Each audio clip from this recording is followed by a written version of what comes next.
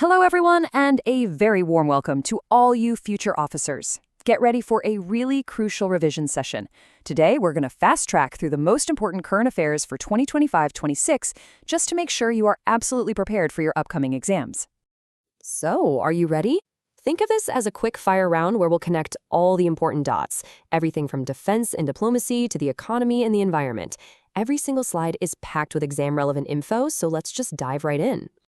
First up, let's talk about India's position on the world stage. You know, a nation's real strength is often defined by its defense readiness and its foreign policy.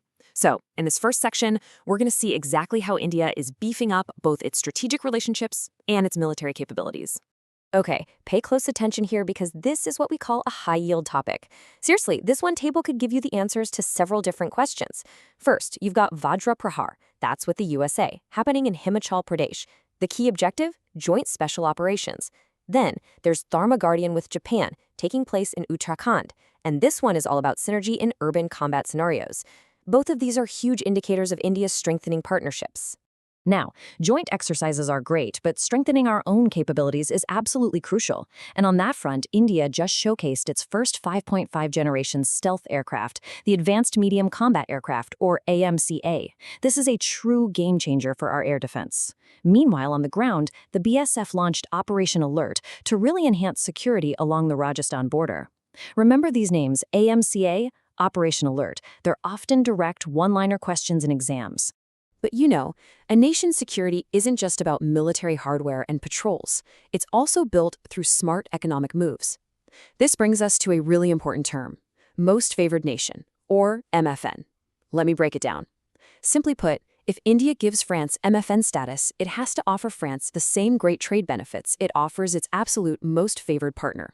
So what's the big news? Well, India and France recently removed this clause from their Double Taxation Avoidance Convention.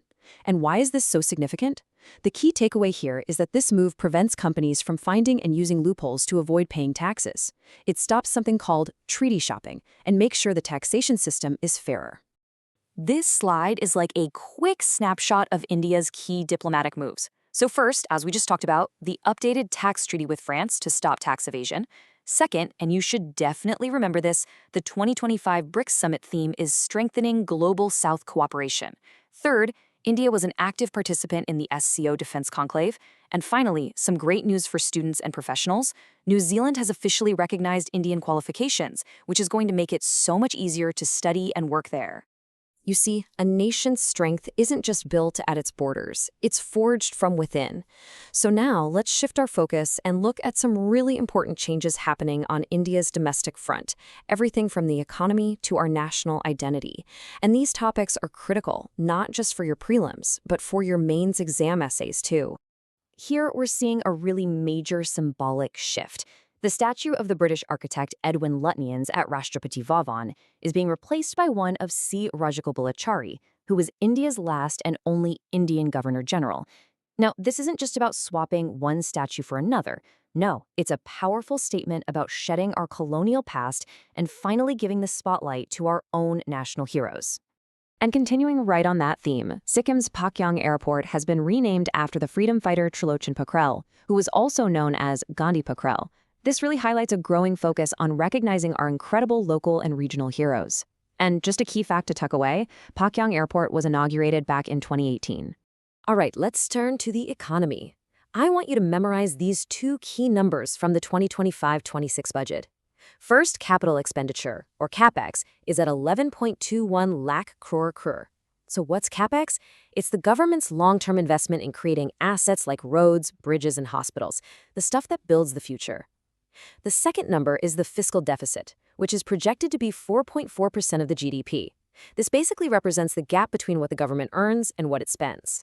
So, from the huge national budget, let's zoom right into a fantastic state-level initiative. The Rajasthan Homestay Scheme 2026 is a perfect example of grassroots development. The goal is super simple. Encourage tourists to stay in local homes instead of big, impersonal hotels. What's the impact? Well, it creates self-employment for local families and gives tourists a truly authentic cultural experience. And with the government providing training, it's a brilliant model for sustainable tourism. Okay, so we've covered the present. Now let's look to the future. how is India preparing for massive challenges like climate change and the tech revolution? Let's find out. I want you to look at this number, 5.3 years. It's a stark and, frankly, a pretty worrying figure.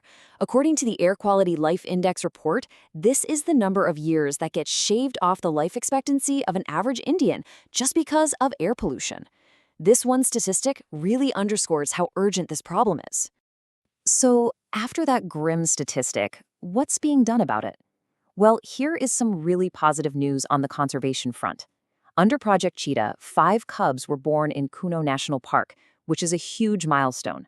Madhya Pradesh's Madhav National Park has just been declared India's 58th tiger reserve.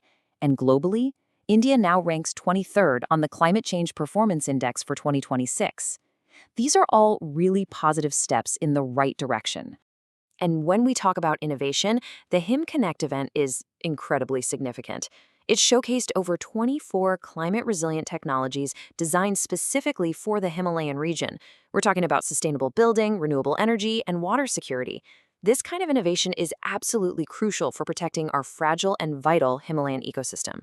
And finally, let's talk tech. The government has launched 2 major initiatives here. First, there's the Chakshu portal. This lets you report all those fraudulent calls and messages, which directly helps citizen security. Second, an Indian AI research organization is being set up in Gandhinagar's Gift City. This is a huge strategic move to position India as a future leader in artificial intelligence. So, in this quick revision session, we've covered a lot of ground. We've hit 3 key areas: India's role on the world stage, its internal transformation, and how it's preparing for the future. Let's just quickly summarize the main takeaways. To sum it all up, 2025, 26, 26 is really proving to be a year of dynamic transition for India. We're strengthening our borders with smart partnerships, we're redefining our national identity by moving away from old colonial symbols, and we're investing heavily in a sustainable and technologically advanced future. And I want to leave you with a question to really think about. As you look ahead, what do you believe will shape India's destiny the most in the coming years? Is it going to be our global diplomacy, our internal economic strength, or our technological ambitions? It's a great topic for some deeper analysis. अगर आपको ये video helpful लगा हो, तो please like, share और channel को subscribe करना मत भूलना। सारे PDFs के लिए मेरा टेलीग्राम चैनल ज्वाइन करें, लिंक डिस्क्रिप्शन में है। Keep